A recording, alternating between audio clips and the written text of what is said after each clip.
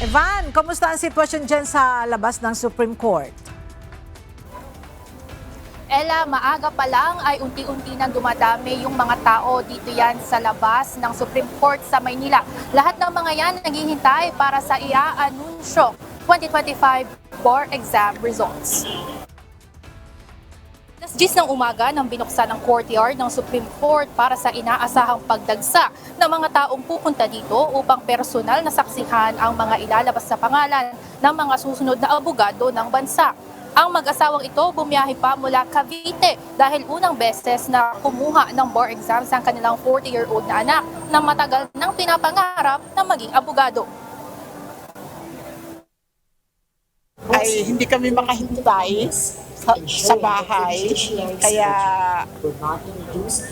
nag-decide kami na pumunta. Actually, walang plano. Ang original plan is to wait lang sa result sa bahay, pero iba pala yun. Ayon sa kanila, kumpiyansa silang makakapasa ang anak dahil sa pagpupursige na inilaan ito sa pag-aaral ng abogasya. Samantala, kahit mamaya pang 1:30 ng hapon ilalabas ang resulta at bahagyang umaambon kanina dito sa Maynila, tuloy-tuloy ang pagpasok ng mga bar takers, kaibigan, kaanak at taga-suporta sa courtyard ng Supreme Court upang makakuha ng maayos na pwesto para mamaya.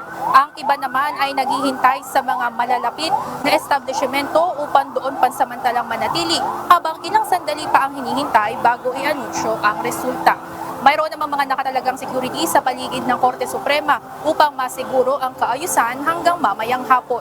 Samantala, medyo masikip na din ang daloy ng trapiko dito sa kahabaan ng Padre Faura sa Maynila, bunsod ng mas makapal na dami ng tao. Ella, para sa mga hindi naman makakapunta ng personal dito sa Supreme Court ay available sa social media pages ng SC at maging sa kanilang website ang announcement ng 2025 bar exam results. Yan muna ang update mula dito sa Maynila. Balik sa inyo dyan, Ella. Maraming salamat, Evan Alvarez.